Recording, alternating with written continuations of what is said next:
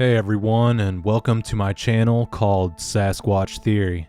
In today's interview, we have Matt from West Virginia.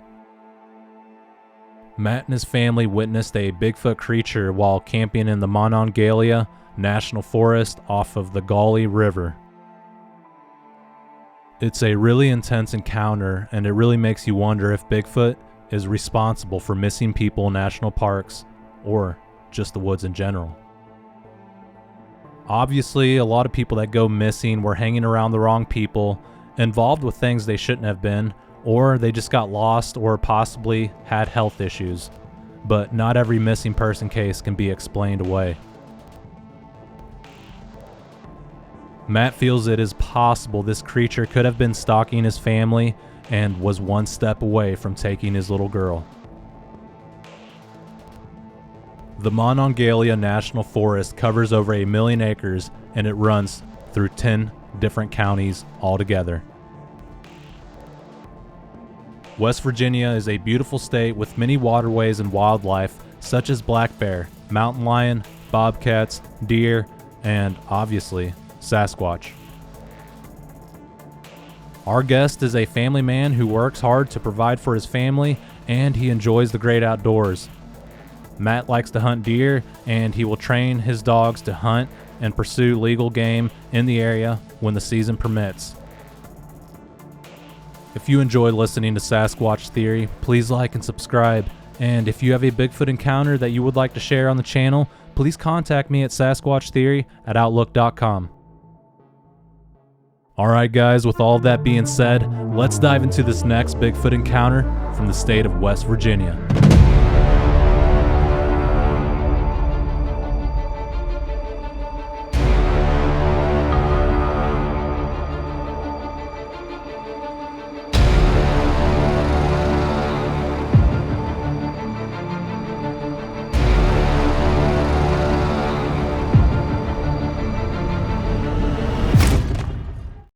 All right, Matt, welcome to Sasquatch Theory. How are you doing today, sir? Oh, I'm doing good. Good to hear. Matt, if you would, tell me a little bit about yourself, where you're from, and your encounters and experiences from the very beginning, please. All right. Yeah, my name's Matt. I'm from West Virginia. Came to Monongahela. Um, yeah, we had our encounter. See, it was 2 years ago, 2022. Me and my family was camping up Rock House Road on the Gauley River. But anyway, um, yeah, we was camping. See, it was July 3rd, it was on the weekend, and we was out. My brother, he come up and brought some fireworks and stuff. We set off fireworks, and that that night it was getting, I don't know, getting kind of late, and we all laid down. Well, that morning, I heard we all starting to get up, and they stayed in the pop up camper, and I had a tent set up. Well, we had a couple beagles with us too. Anyway, I heard my wife, she let the dogs out, and I heard them stirring around. I decided to get up, and I was about ready to get up. And well, the dogs, when she let them out of the camper, they went up the path towards where my daughter ended up seeing that. But anyway, yeah, Lena, I heard them say that she was gonna walk up the path and she had to use the bathroom. Well, my wife was gonna go with her, but she had to, because my daughter, was only 9 years old at the time. Anyway, Tosh had to run to the car to find some toilet paper. Well, she would walk a little bit and she would look back for Tosh, and Tosh was still digging around. And it was only like 30, 40 yards to where we had the restroom set up. She'd walk a little bit and wait, and she'd look back for Tosh, and she would walk a little bit and look back. Anyway, she got up there, and there's a beech tree and a hemlock growed together, right there where the restroom set up. Anyway, it's like 10 yards from where the bathroom was. But anyway, she got up there to where the restroom was. She looked back for her mom, and then she looked back up, and when she looked up, that's when she seen it. Anyway, she screamed, and I've never heard her scream like that in my life. It was terrifying when I heard. I thought she got snake bit or something. Anyway, she'd come running down the path, and I jumped up. I had my pistol. The pistol lay beside me. I grabbed it. I didn't know what was going on. Anyway, she come down. She couldn't talk. She was white as a ghost. She just couldn't get it out. And I was asking her what was wrong. What was wrong? I didn't see no blood. I didn't see no bite marks, and she just couldn't talk. She was just, in shock, kind of. Anyway, she finally, I got her to say. She said it was big and hairy, Daddy, and said it's bigger than me.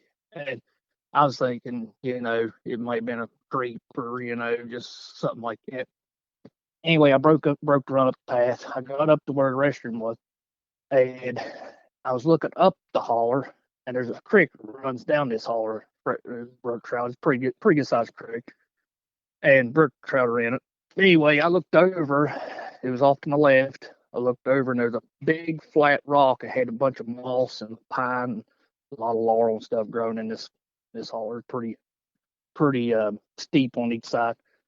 Anyway, that thing was standing there. It had it in its right hand. It had a spruce tree. It had it bent over, and it was looking at it. And I only got a split second look at it. Well, whenever I seen it, it broke the run, and I never seen anything run so fast in my life. I mean, it was fast. And I threw the pistol up, and I emptied the clip at it. I never touched it. But anyway, I walked back down to the campsite. I realized I didn't have no shells. I was up there nothing then.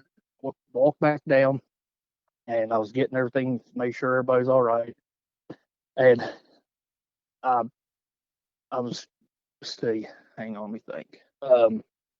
Oh yeah, the beagles. I was like, well, where's her dogs? After I got all the kids and everything, I couldn't find her beagles. Well, it was like 10 minutes later. This is what really tripped me out. Rocky come, let's see, back towards town, and it's like, I mean, it's in the back of the middle of nowhere. I mean, it's about 7 miles to the nearest store or anything, to the nearest house even. I seen Rocky coming down the road, and he was scared. I mean, he was just had his head down, and these are rabbit dogs, and they've run into bears, they've run into coyotes. They'll booger bark at bears. They ain't scared of them. I mean, they'll at least bark at them. But this, I mean, he didn't want nothing to do with this.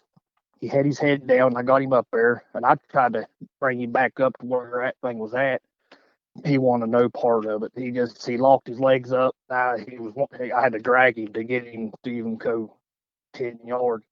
Anyway, I said, heck with it. I got him back. Well, Bandit, my other dog, was still missing.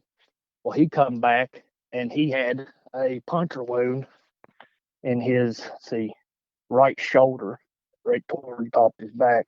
Whatever this thing was, I don't know if it jabbed him or hit. Whenever it scared him, he'd run into something. But I think it's something. I think it done it. Anyway, I pulled a piece of bark. It was about, I don't know, inch and a half deep. A piece of bark with meat on it, whatever it's stabbed stick. But anyway, he had to put him in the truck. He was done. But yeah, my brother, I called him. I drove up the surf, called him, and we got some other guns. I didn't want to come up in there with nothing. And we walked around, but it was in moss, couldn't really find tracks. We found imprints where it was stacked, but we couldn't ever see a good solid track or anything. But you could tell something heavy run across that moss and stuff, but we never did really find a really good track. But yeah, that's what went down on that one. Yeah, sounds like a frightening situation.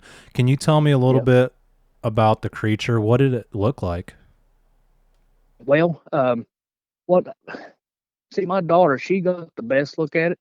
Would you want to speak to her real quick? Yeah, that's fine. All right, Elena, you want to tell him what you see? Hello. Hello. I saw, what? How are you doing? Good. Good. Tell me a little bit about what you've seen, please. Well, he was hiding behind the tree, like, he's about to come out. Like, he's holding on a tree, but his foot was, like, moved out.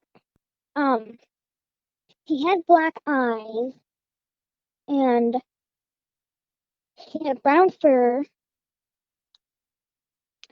and I'm pretty sure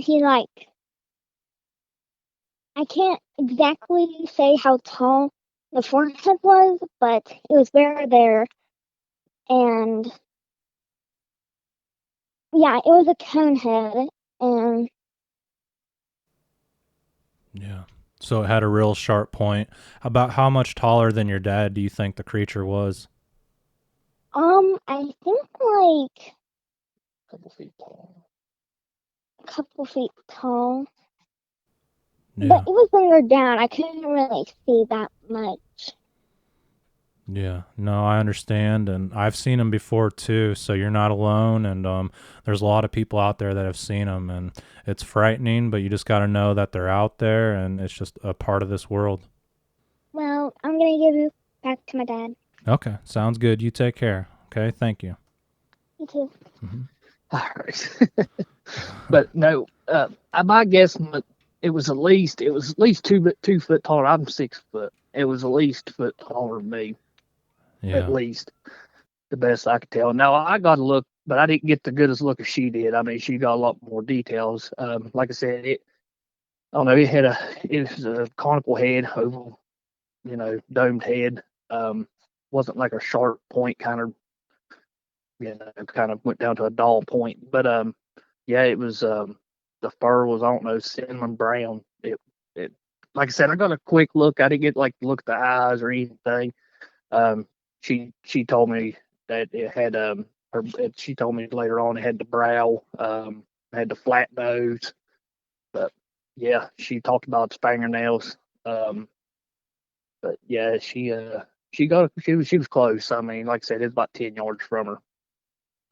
Yeah. And what was the creature doing when your daughter encountered the It Sasquatch? was okay. Yeah.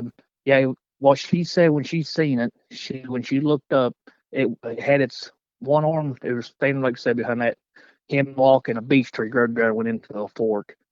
Anyway, it said it had one arm around the tree, and it was down and had one that its see left leg stepped forward, and it was coming around the tree when she seen it.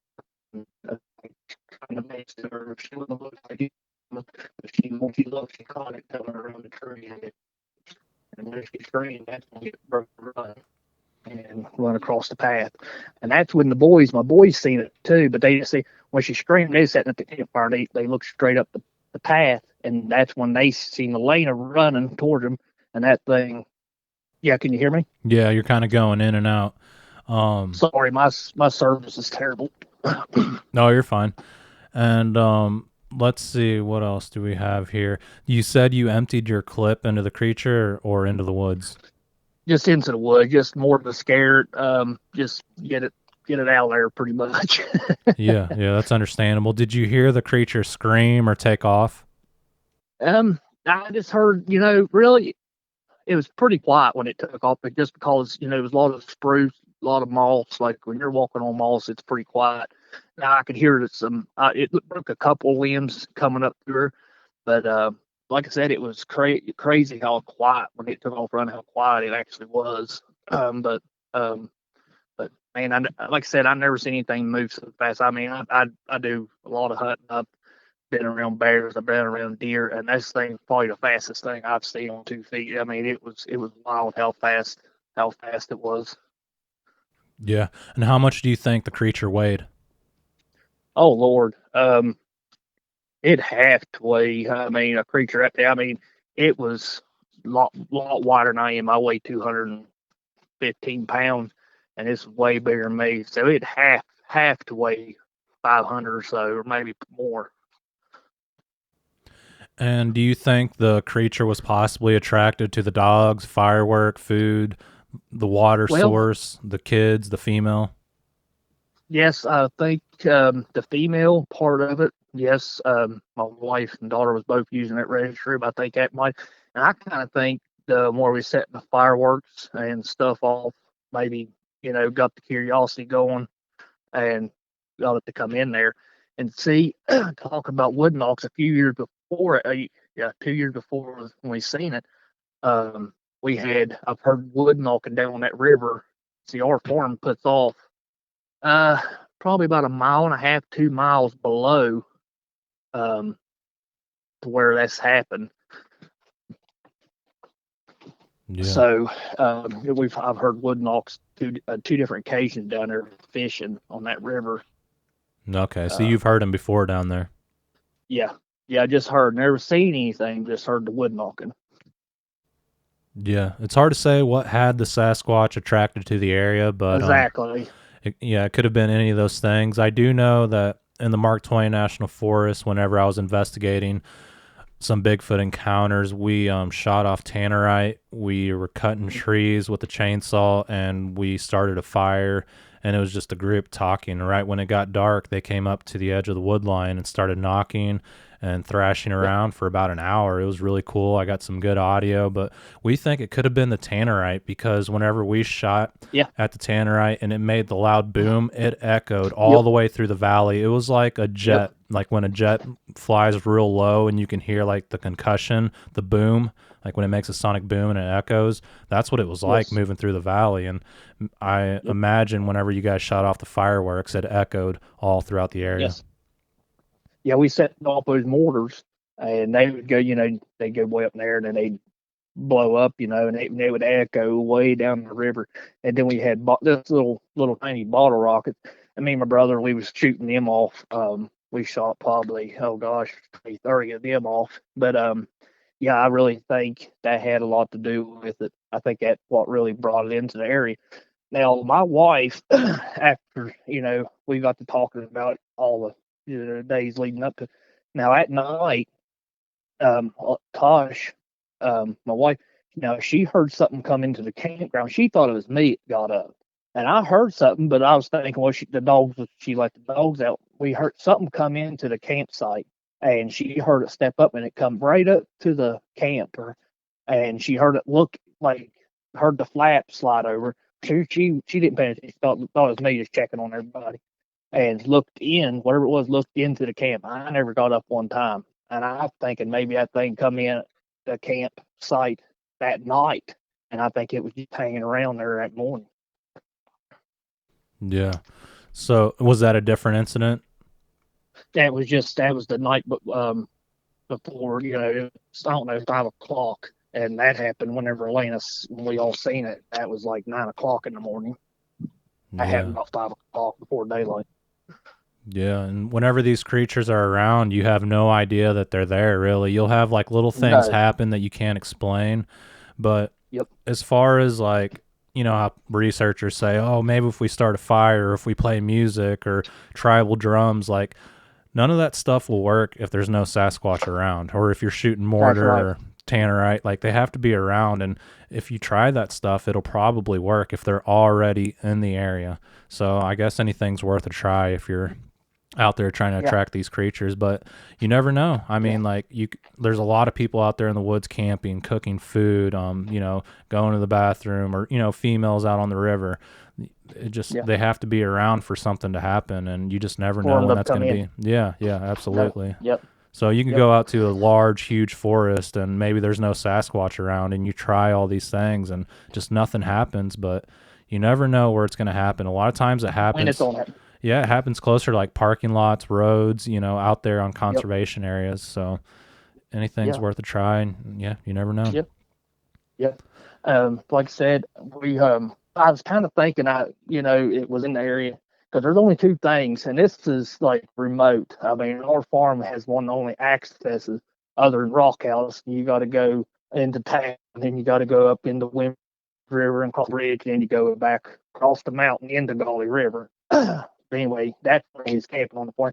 But if you cross through our farm and come down the river, now it's only like 1.5 miles to Rock House where we was camping at.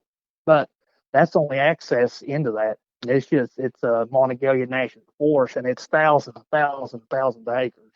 And it's just remote. There's no one back in there like that wooden all. Like I told my wife, only thing can make wood knocks is a person or Bigfoot. There's nothing else can pick up a stick and beat on a tree. And this is in the middle of laurel thicket on the other side of the river. Who would be in there beating on a tree?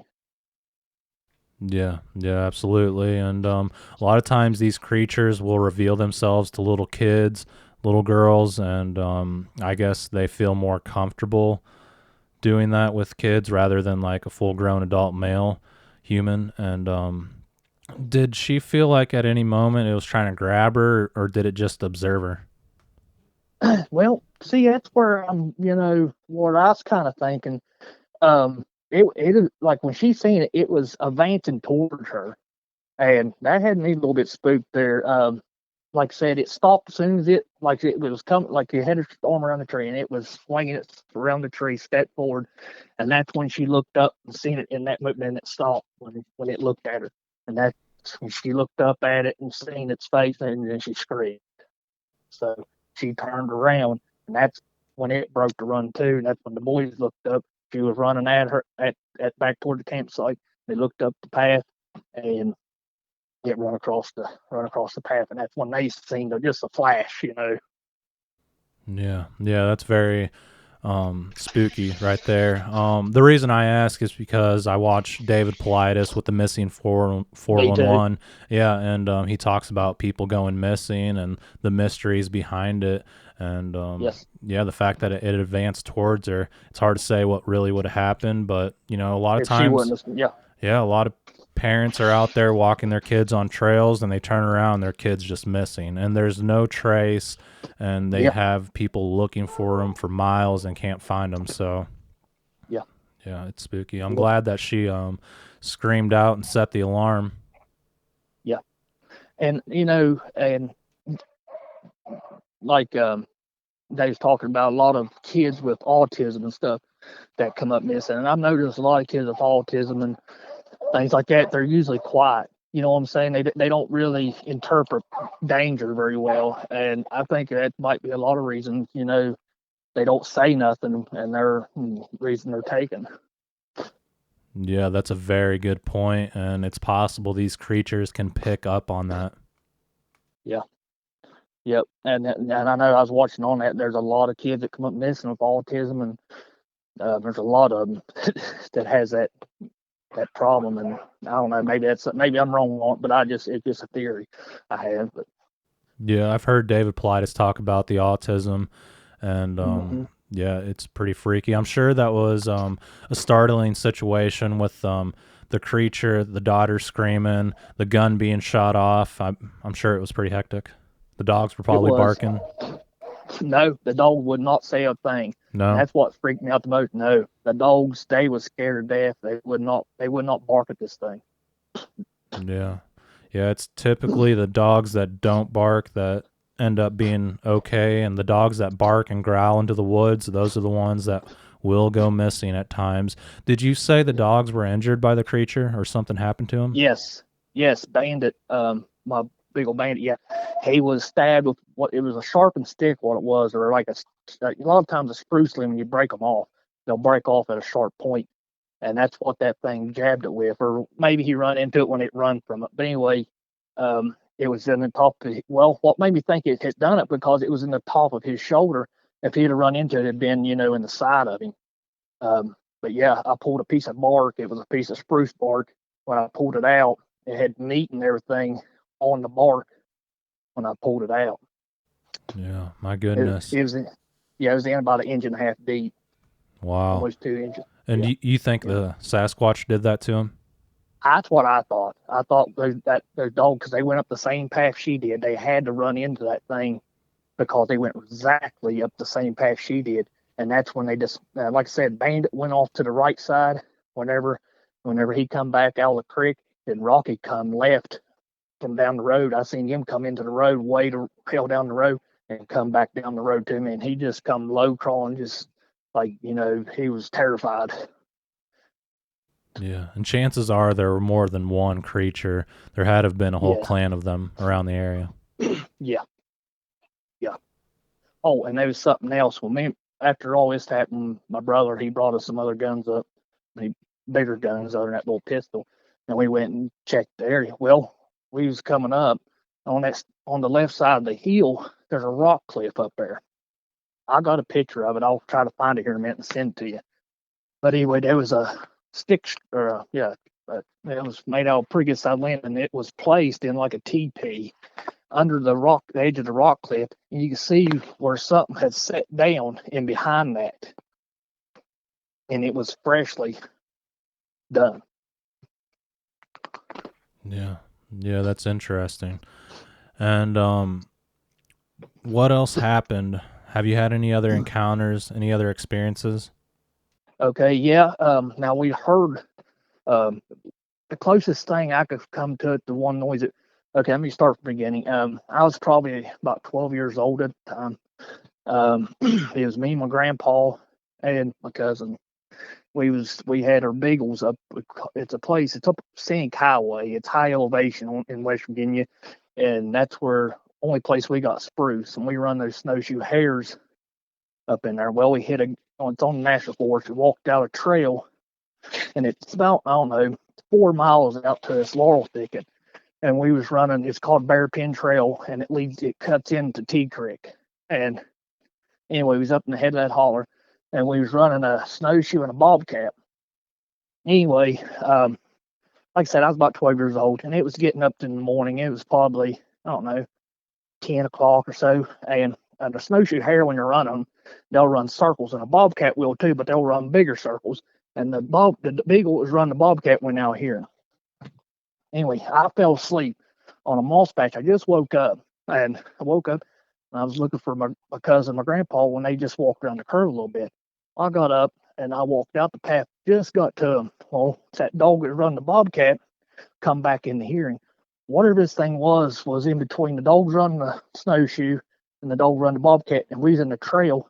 It was just, we kind of had it surrounded it, and it started, and whenever it started screaming, I never heard anything loud, and I can't find nothing exactly matches. It's almost, it's hard to explain. It's almost like maybe like a howler monkey is the closest thing that, because I've listened to all kinds of vocals on this, and howler monkey's only closest thing it kind of resembled. Then it started doing this like a chatter, and it sounded like that. You ever hear the Sierra Nevada the samurai chatter? Yeah. Okay. And it started doing that. When it was doing that, you couldn't pinpoint the noise, and it just sounded like it was all around you. But when it started, every dog we had quit running. They just the dogs come running back into the path. They seen us, and they spooked from us, and they come running up the path back toward the truck. Well, Speck, the one who was running the bobcat, he was the only one that stayed back, and the rest of the dogs took off. And these dogs run into bears. They ain't scared of bears. They ain't scared of coyotes. They ain't scared of Speck will run a mountain lion. They're not scared of every known creature in West Virginia. Whatever this was scared them. But anyway, my cousin Johnny, it was in training season. We didn't have guns, and well, Johnny said, "I'm gonna go slip out here and see what this is." And he just got into the brush, and like I said, you can't see your hand in front of your face. It's thick. I mean, really thick. And he made it about 15 yards, and that thing was only about 50 yards from us. He got in about 15, 20 yards, and whatever this was, third a limb, I don't know, it was about 3 foot long.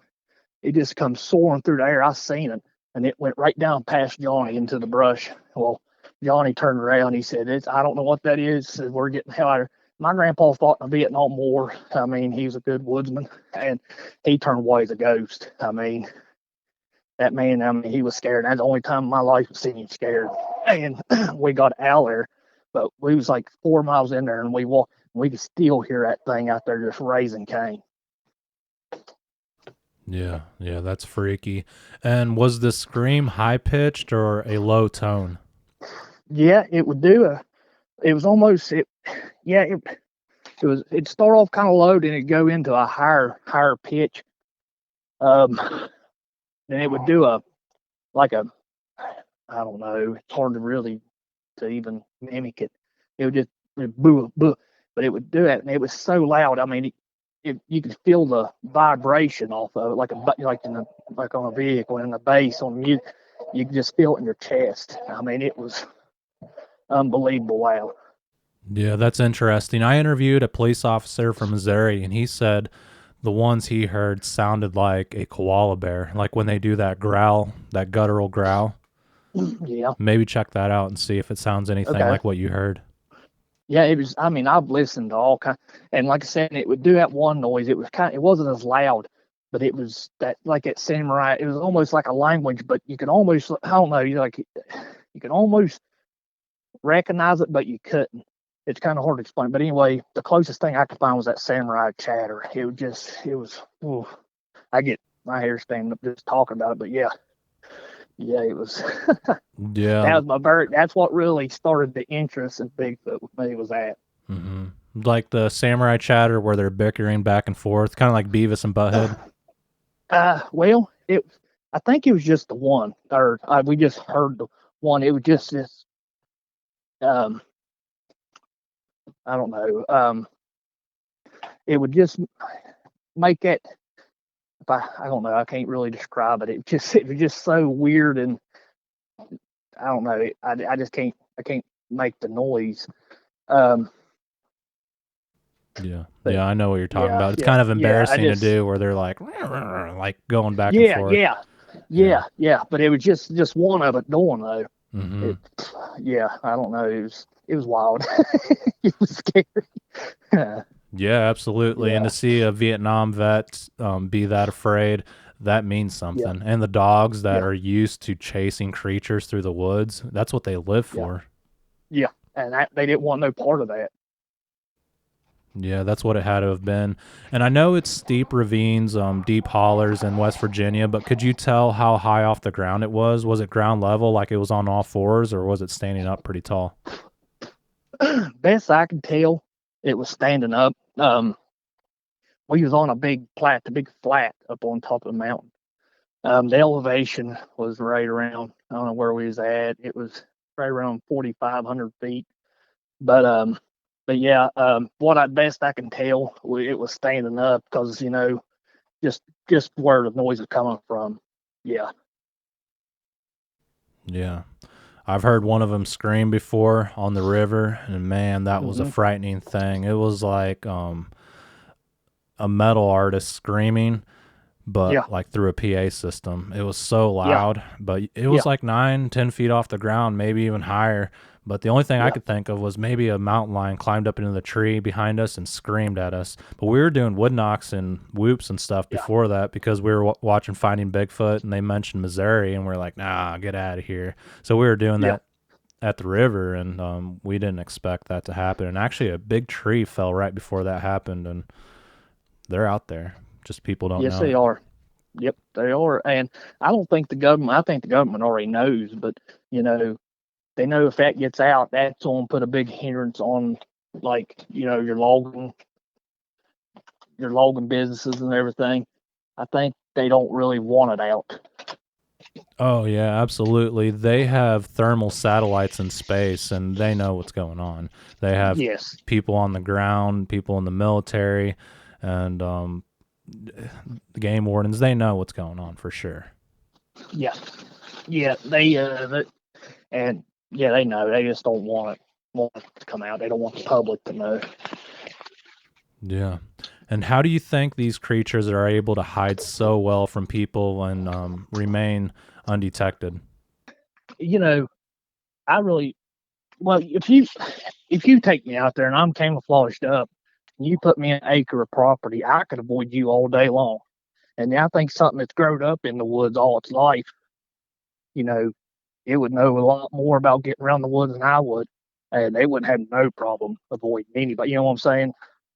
Yeah. When it's grown up in the wilderness its whole life, if it has this least amount of human intelligence and still have an animal instinct, you wouldn't have no problem avoiding you.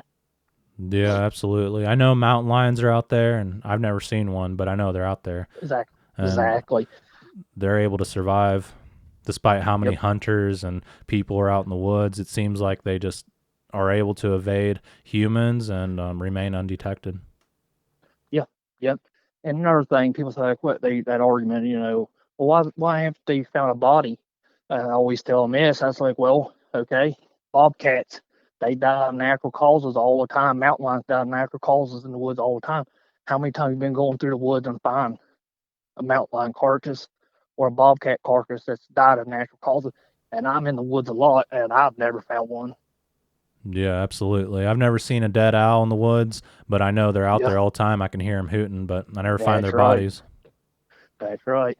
Yeah. Even a deer, as many deer in the woods, you don't find very many. I mean, you might run, especially one. You might find one's been shot by air or something, and find it in the creek or something. But one that's died of old age, you don't find them.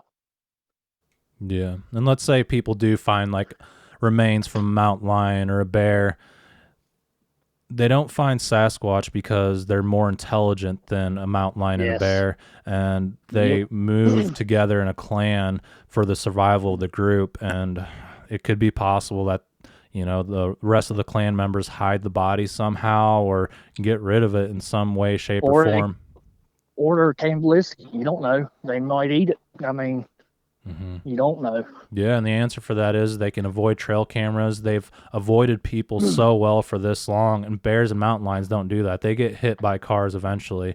And for the Sasquatch that have been hit by cars, there seems to be a group of people that are able to cover this up, just like the Roswell incident, just like everything else that goes on. And they're really darn good at it. They're good at their jobs. Yes, they're good at what they do. Yep. I'm not saying that's a solid answer, but it's the best explanation that I can come up with throughout the experiences that I've gathered and the information that I've come across. Well, I know what I've heard over the years. I know what we've seen, and it wasn't just me. It was my daughter. My boys seen it run across. It wasn't nobody in a costume. You could see the muscle in it move. Its leg muscles was, I mean, it was too big for someone to be in a suit. But, I mean, I could take you right up and show you the exact spot that thing was standing. But, yeah, it wasn't, it wasn't, people always said, no, it wasn't. It was way too big to be a person and moved too fast to be a person. Yeah. And have you looked on the BFRO's website to see if there's any experiences or encounters from this spot? Oh, well, not exactly on the river. Yeah, not too far from there. Yes. On Gauley River, there's a lot of sightings. Okay. Yeah. Yeah. Look up, you go on that site, go into West Virginia.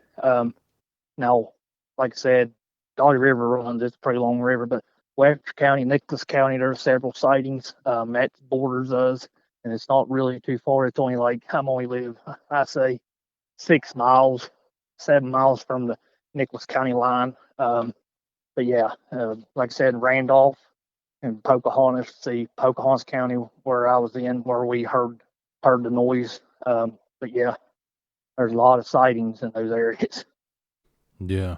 And I watch this group called the Hunting Public on YouTube. They're from the Midwest. I know they link up with another group from West Virginia. Why do you think some of these awesome hunters that are always out there never experience anything? Well, I mean, it just depends, too, where they're at, what location, I think, too.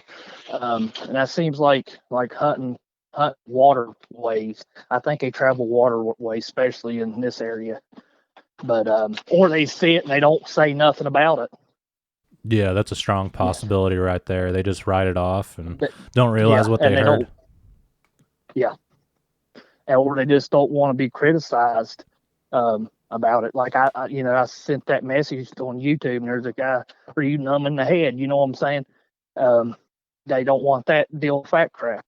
But I don't pay attention to it. I know what I see. I know they're wrong. I know I'm right on it. I know it's real, and it's going to eventually be proven. Yeah, peer pressure is a powerful thing, and it can cause people into silence. And I think it happens all the time. Yep. Okay. Yep, that's exactly right. How has this encounter affected your daughter? Is she doing okay?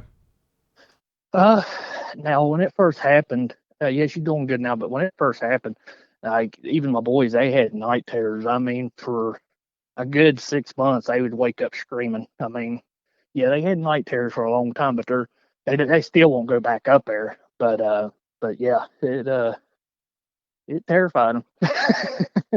It scared them, but it scared me too. But it was a scary experience for them. Yeah, and has this experience brought you guys closer together as a family? Oh yeah. That's something else. It sparked the interest in it with them.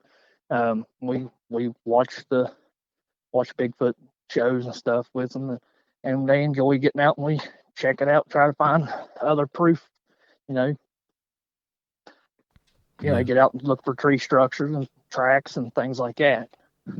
Yeah. The best way to face your fear is to confront the situation. Maybe go back there and walk them through the area and let them know that everything's okay. And if something happens, definitely take off running. That's right. That's right. Are you guys going back up there to camp again? We talked about it. They're a little bit hesitant on it, but I would like to go back up again. I wanted to go back the next year, but the following year, but the kids wasn't ready, so I didn't push it. But I'm definitely wanting to go back. I would like to, do the exact same thing, set off the fire, and at the camper, put up a trail camera. I mean, they might spot it, but you never know. You might get a photo. Yeah, you never know. Anything's worth a try. Most likely nothing will happen, but you never know. You might be able to recreate the situation again, especially since it's at a river. Yeah. That's what I was kind of thinking, and it was just, like I told them, we might not ever experience that again. There's a good chance we won't, but, you never know. Yeah. That story I told you where I got screamed at on the river and the tree got pushed over across the river, I went back years later and recreated that situation, and they came in. They were wood knocking all around me. One wood knock sounded like it shot off like a 410 shotgun across the river. Like it was that loud. And the bad thing was I had my audio recorder on the ground, and all you could hear is the water flowing and all the bugs going off. I wish I would have put it up higher, but it totally happened. So I was able to recreate it. I went out there a third time to do it, but it was just too hard because there was like people out on the river, like, like meth heads and stuff. They were out there all night riding four-wheelers, and I couldn't get anything done. I was like, oh, man. Yeah, it sucks. Yeah. Yeah. I like going out to places where it's just me or, the group that I'm with. But when there's all kinds of other people, it's really hard to get anything to happen. Yeah, I think it's just too much activity for them. Yeah, I think they like it whenever they can hone in on one group of people. Yeah, scare them. Yep. Yeah. Like I was telling you, I've heard the wood knocking twice on the river.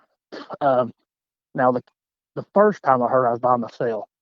I went through the farm, and we call it hog bed. We have a bus down there right on the border. It's on our property, but it's on the border of National Forest. And it's about, I don't know, 200 yard walk down to the river. Well, I went down, I don't know, about 1 o'clock. Walked down, it was in the summer. Hit the river, hit the track, the old railroad track. And I walked down, I don't know, maybe a half a mile. And there's a real nice hole down there. I went down there, I was walleye fishing, trying to catch walleye. I caught a couple, and it was starting to get dark. And I said, well, I'll build a fire. And so I found some driftwood. It's just a big old rock I was sitting on, and on the other side, it's a river bottom, and it's just nothing but laurel. I mean, it's absolutely thick on that other side.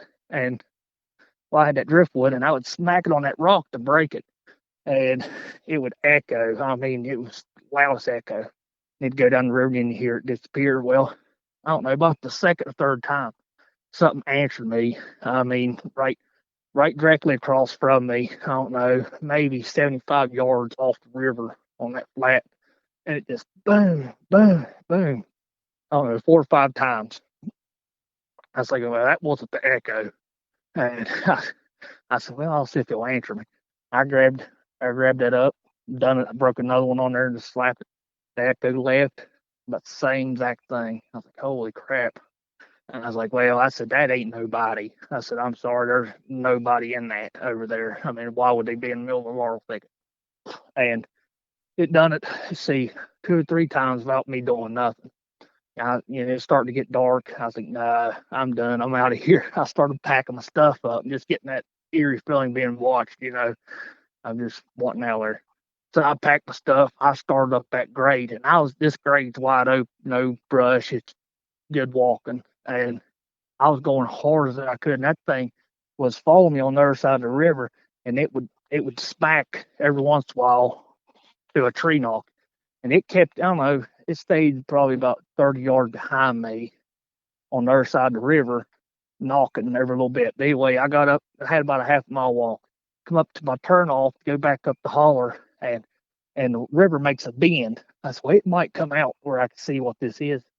It never stepped out. It done 3 or 4 more wood knocks right there, and I said I took up the holler and went back to the 4-wheeler and got out of there. Yeah, it's hard to predict what they're actually going to do and where they're going to move to. But come to think of it, that encounter that I told you about on the Merrimack River in Missouri, that happened in July as well. So I think July is a good time to call to these creatures, wood knock, or try to experience activity on the rivers, because it's so thick in there that even if you did try to chase one down at nighttime, there's water moccasins, copperheads, and it's just nasty in there. I mean, nasty. Yeah. Now, it was the previous year.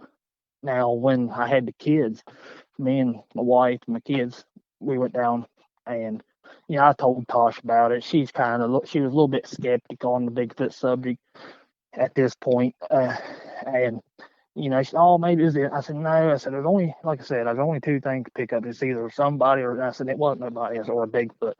I said, "It wasn't nobody over. I'm sorry, there's no one was in there. Just like I said, just national forest, a lot of acreage, no house, nowhere around." But anyway, we took the 4, went down, parked right there by our old camp down in the holler. We walked the same way, and I was like, well, let's go up the river. Instead of going down to where I heard it, we went up the river. I don't know. It's about a quarter-mile walk to this spot, and we got up there and we fished. The kids swam. They was hollering, squalling in the water, just being kids. And we brought hot dogs and marshmallows, and they wanted to roast hot dogs. It was starting to get late. I was doing the exact same thing what I'd done down there had driftwood, and I smacked it on that rock. And as soon as Echo left that thing up the holler, we call it the more short holler, and it answered. And it's done it probably about 6, 7 times, just boom. I looked at Tasha, her eyes are just big as salt, and I said, "See, I told you." And I was like, the kids is starting to get where they was looking at me and trying, I said, "It's all right." I said, "It's just a beaver, just I'm not getting spooked." I said, "Just hurry up and roast the hot dogs." I said, "Tosh," I said, "I'm going to do it one more time." And I did it. Echo left. It answered. I was like, shit. And it was actually closer that time. I mean, it was loud. I said, "It's all right." I said, "Roast your hot dogs." We ate and everything. And we had a path through a laurel thicket we had to go through to get back to the track. And it answered. I mean, it was like, it couldn't have been no more than 40 yards off the bank on the other side. And it done it again.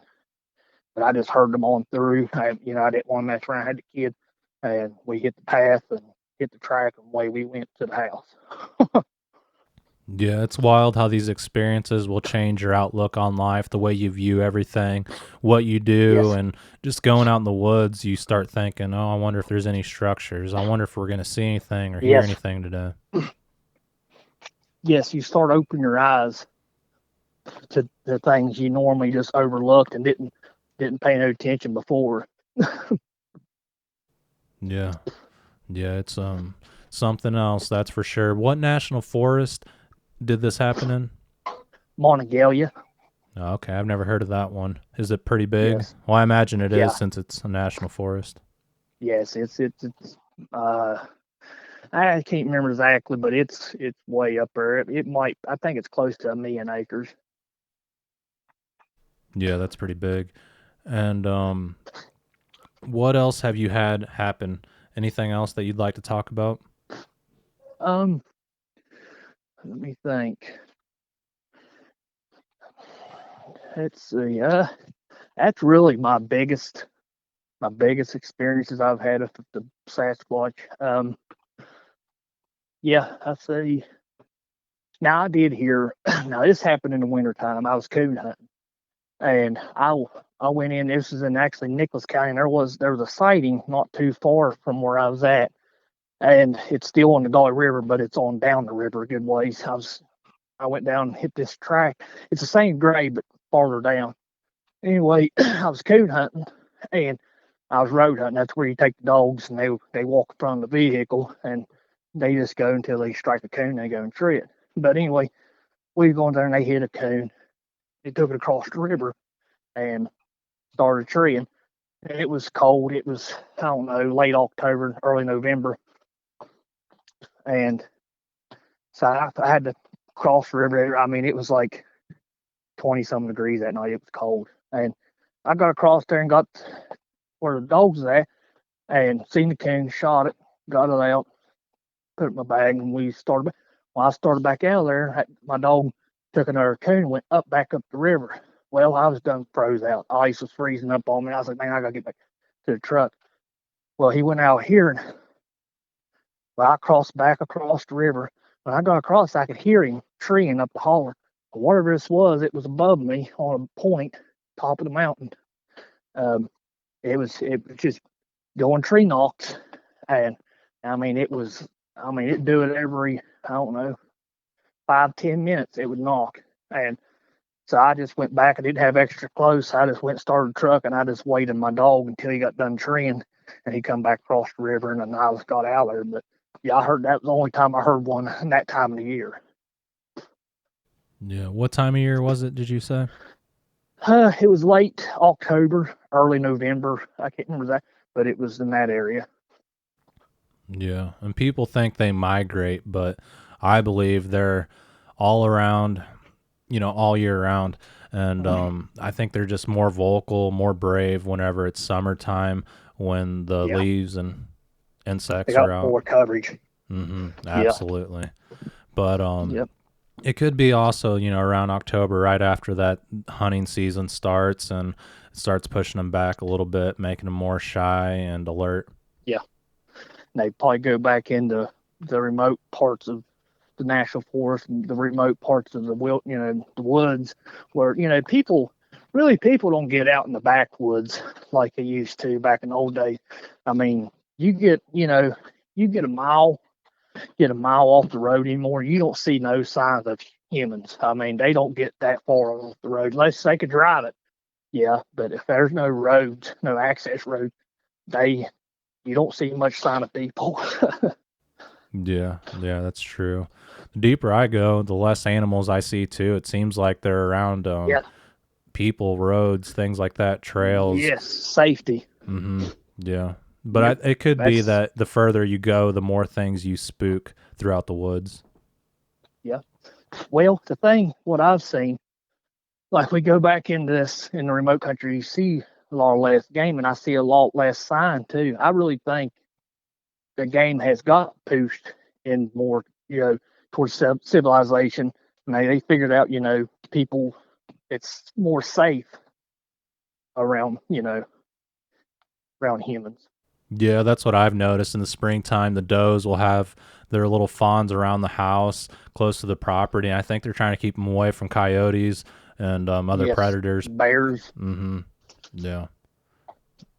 And I've noticed some deer that have come out into the yard, and they don't run away whenever I go out there. And it's like they're looking behind, to see what's chasing them. Like, that's what I think. I feel like something's chasing them. One time I seen this doe in the yard, and her front leg was broken and it was dangling. She kept looking over her shoulder like something was following her, and I'm like, man, she's not running away. And she did that a couple days in a row for about a week or two, and finally she just disappeared. Yeah,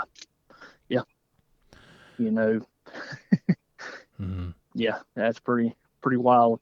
And that's what I've you hear, like, I've listened to these I don't know, let's see, what is that, Dixie Cryptids? I think he told us. I've heard several stories, people see sightings of them packing deers. Bigfoot had deers stowed over their shoulder with their legs, twisted and broke. I mean, one could have got a hold of it and it got away, then it finally caught up to it. I mean, you don't know. I mean, it's a possibility.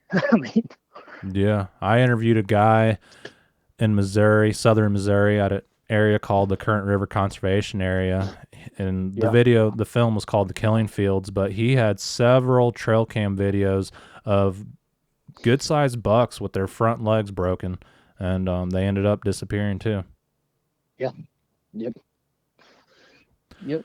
I strongly urge you to contact David Politis and let him know about this encounter. I feel like this would be very important for his research, and that's what he does. So I think it'd help him in the future whenever he has other accounts just like this.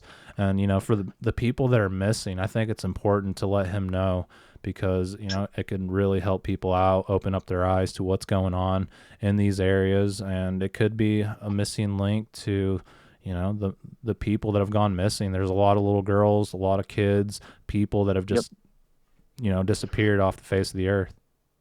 I know whenever after that happened, and I watched that documentary about that stuff, and but yeah, that's just what I thought. I mean, holy crap! I was so what if she didn't scream? What would have happened then? I mean, yeah, or if she didn't see it. Yeah, or didn't see it. Yeah. Okay, Matt. Now, I need you to be honest. Have you had any paranormal activity, any UFO sightings, anything like that? Yes. One time, it's been, I can't remember the exact year. I don't know. It's been, I don't know, probably 8 years ago. I walked out on the front. It was late at night. I was laying up. I couldn't sleep. I was laying watching TV, and I got out, stepped out to get some fresh air, and there's no houses around me. I mean, I just live in the middle of the woods. And I stepped out on the porch, and I looked across our field over top the treetops, and it was what caught my eye. It was a bright light, and it almost looked like it was almost flickering. And it wasn't what caught my eye. It wasn't that far above the treetops. I said, that ain't no star. I said, it's too bright to be a star. Well, I was sitting there watching it, and all of a sudden it just darted off to the right. It would dart back to the left. It would dart straight up in the air, and then dart right back down to where it was at and stop. Just instant, just stopped. I said, now, bull. I said, I ain't seeing that.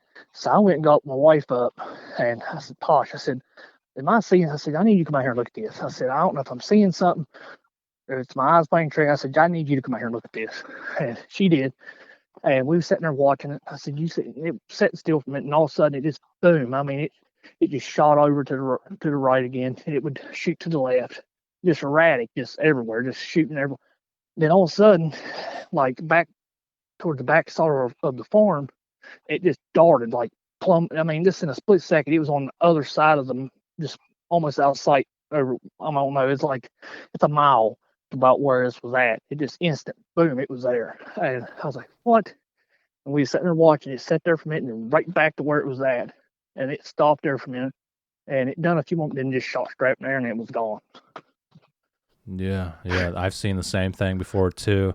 And it's hard to say if all this is connected, but it does seem like a lot of people that have experienced Bigfoot have experienced this type of phenomenon. And you'd be surprised by how many people I've interviewed in the past that have told their Bigfoot encounters on the channel. Later on, they just tell me, oh, I've seen this triangle, these UFOs, and, they didn't want to say it on the podcast, but I feel like it's important.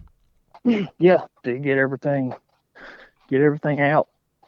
Yeah, absolutely. But yeah, that was about my only. Now my buddy, I work underground. I work in the coal mine. But I had a buddy I worked with, and now I was starting to talk about this right after I was on vacation from work. We'll come back off vacation. That's when we had the Bigfoot encounter. And I was telling him about it, and well, he got to open up about stuff, and it's called Atoga. I don't know, it's probably about 10 miles from where I live. Anyway, he's on that strip, and there's an old coal strip out in there, big old open areas. Anyway, it was, I don't know, I think it was coyote hunting. And he said they was driving along, and they got out, and they seen eyes. Well, I was like, well, there's a coyote. Well, he had got his rifle out and put the crosshairs on it. When he shot, it didn't move, just two eyes. Well, he worked another shell in, and he put it right back on those eyes. He shot. He said, whatever this thing was, he said, this is. I mean, he's never lied to me. He's been good buddies for a long time, and he's never told me any kind of bull crap. I mean, he's straight up. He said this thing went straight up in the air, straight up there. And whatever it was, they heard it, and it dove, and you could hear almost like wings, and it dove over top of them and took off. Yeah, that's freaky. Down in the mines, have you ever heard anything strange, like like past miners? I heard that there's something called like Tommy knockers, and you can hear like tink, tink, tink, tink, like they're still down there working, but there's nobody in there. One time I've heard something, and I seen lights. One time we was in old works, and we was in there pulling old equipment out, and it was getting ready to be sealed and everything. It was going to block his part off so they won't have to upkeep it. But anyway, we was pulling some tire boxes and stuff out, and there's just a few of us. I think it was like 4 or 5 of us back in there working, and we heard that, and it was sounded like someone taking a hammer and hitting on metal. I was like, well, I looked at my buddy. I said, man, there shouldn't be no one down. We went and walked all over the place, and we never did see anybody else. And it wasn't supposed to be anybody else in there, but we never did see anybody. Then it was a couple shifts later. We was almost done for a job, and we seen lights. It was just like they would just, you would see them, and they just go into the cold rib. It's a solid rib, and they just disappear in the rib. We seen that a couple times in there, but yeah, I don't know. I don't know. It's weird. Yeah, it's a whole nother world underground. Yeah. Do you hear strange stories from coworkers or anything like that? Yeah, my bosses had similar experiences with that stuff, and my grandpa, he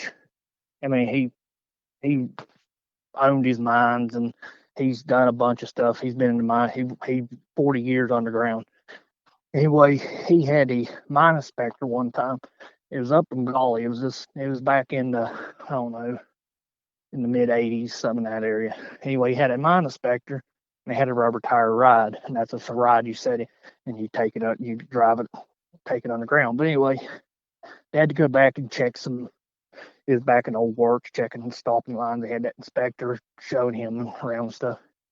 Way back, this mines has been mined for a lot of years. It had a lot of, I don't know, I think it went about 10 miles or so back underground, maybe a little farther. They was plumb back in there, and there was still some old, it was kind of wet in this spot, and there was bare footprints in the mud underground where there shouldn't have been nobody in there. But where it was barefooted. And that inspector, he said, I don't know who was in here. He said, I don't care. He said, get me back out of here. And he left. He had my grandpa take him back outside. Yeah, that's terrifying. I wonder if that was a cryptid creature or just possibly like, a ghost. Yeah, that's what I mean. I don't know. But yeah, I was thinking the same thing. I don't know. Yeah. On the Skinwalker Ranch, they talk about when you dig, things begin to happen. Yeah, I've heard that. Mm-hmm. Yeah, I often wonder, with me digging up arrowheads and finding artifacts, if that had something to do with the activity, because where I told you I got screamed at, that's where I found the arrowheads at. Oh, wow. Okay. Mm-hmm. I mean, that's a possibility. I mean, I did hear that on that Skinwalker Ranch that, they'd start digging stuff, and that's when all that crazy stuff would start. I tell you, that's a crazy place there. Yeah, absolutely. I think there's a lot of Skinwalker Ranches all over America or all over the world. And I think the Native Americans, I mean, I'm not for sure, but I think that's why they did powwows and those rituals, is to ward off these creatures and evil spirits. Yeah. Yeah. Okay. Well, I appreciate the work you do in the mines, and that's a hard job to do, and I know the world appreciates you. We need miners, we need plumbers, we need electricians, and that's a real job right there. Yeah, appreciate it. Thank you. Mm-hmm. Means a lot. Yeah, absolutely. And make sure you're safe out there or down there. Yes. I know it's a dangerous job, that's for sure. People get hurt down there all the time. Things collapse, but as long as you're doing what you're supposed to be doing, I'm sure you'll be all right. Well, that's why I was getting ready to say. We just won the President Award for the safety streak. I think it's like 760 some days without a lost time accident. So this company I'm with, they really concentrate on safety and they do really good about it. So yeah. Yeah, that's actually a really long time without an incident. And that farmer that I was telling you about in southern Missouri with the trail cam videos of the deers with the broken legs, he was actually a miner too, and he had to stop when a big piece of lead fell on his head and injured him. Oh shoot. Yeah. It's I had an uncle get his hand smashed off underground. Yeah, it's dangerous. Yeah, and when you're 10 miles underground, who's going to hear you? Who's going to help you other than your coworkers? And you just got to hope they're around. Right. You got to depend on them, yeah. Yep. Yeah, because no one's going to hear you above ground. No, that's for sure. I mean, that could be it's a different kind of dark. You can shut your light, and you don't see nothing. It's a whole different level of darkness. Yeah, I've been in one of the world's largest caves, and they shut off the lights when we were miles back there. And man, that like you think you've seen dark, but you haven't seen dark until you're underground. Yep, that's a whole new level of darkness. Yeah, I heard if you're down there for like 3 days without no light, you can go blind. Yeah, I've heard that. Yeah. Yeah. Yep. That's freaky. Yeah, it is. Okay. Yeah, it is. Well, Matt, I really appreciate you for sharing your encounters and your experiences, and I believe you 110%. And yeah, you tell your daughter, Elena, is that her name? Elena, yes. Yeah, you tell her that I believe her, and these things happen, and she's not alone. You guys aren't alone, and I'm glad that she's got a good dad like you, and you guys were able to make it out of there all right. I appreciate it. Thank you. Yeah, it's no problem. Is there anything else you'd like to talk about tonight? Anything else you'd like to share? I can't think of anything. I think we've pretty well covered the stuff I've seen and heard. Other than, I've had a few instances where I've thought something, just had that gut feeling that you're being watched. But other than that, that's pretty well covered all my hearing stuff and seeing that one. Yeah, and I can tell that you're going to go back out there and try to get some more answers, and just make sure you keep your head on a swivel. That's right. Okay. Yep, I definitely like to do it again, yes. Yeah, you'll have to let me know if you experience or encounter anything else in that area, and feel free to text me. Let me know when you go back out there, possibly try to recreate it in July, that same time frame, and try to do the same things that you guys were doing that night, or if you want, go out there and do some wood knocks, some calls. I know a lot of people say it's stupid, but it does work sometimes. Yep, just like on the river, I had 2 different times answer. So yeah, that'd be a good place to try that. So yeah. Okay. Well, Matt, I'm gonna let you go for tonight, and I appreciate everything you did for the channel and for speaking up and telling the truth. Thank you, man. Hey, and I'm gonna send you a text. Those pictures, I've got those TPs and stuff I found over where we had the sighting. Yeah, absolutely. Send them on over and I'll check them out. All right, man. Thank you. Yep. Thank you. And you have a good night, sir. You too. Thank you. All right. Bye. Bye. All right, Matt, I appreciate you very much for sharing your encounter with all of us. There's so many Bigfoot encounters that go untold in North America, and it has a lot to do with people being ridiculed nowadays about the subject. And it's not just Bigfoot. When somebody says they seen a black cat, people are like, oh, it was probably a house cat. That's impossible. And they just seem to know all the answers without actually having the experience themselves. So yeah, it means a lot that you contacted me. I really am glad that your family's okay, that nothing happened to your daughter, and that the boys are able to overcome the situation. I know you said that they were having nightmares there for a while, and I imagine they were. It's really hard to deal with a Bigfoot encounter, and to process it in our minds is something very difficult to overcome, and you just kind of have to recalibrate your brain and understand that these creatures really are out there. I'm also glad that your dogs are okay too, because the dog had quite a wound there, and it's hard to say if it was Sasquatch, but Matt did mention that the dogs came down the same trail where they saw the Sasquatch at, and it very well could possibly be Sasquatch that created the wound. If you guys enjoyed this episode, please like and subscribe. Be sure to hit the bell notification to stay up to date with all my future videos. And if you've seen a Bigfoot in North America, please contact me sometime if you would like to tell your encounter here on Sasquatch Theory. Thank you everyone for listening. Take care and be safe.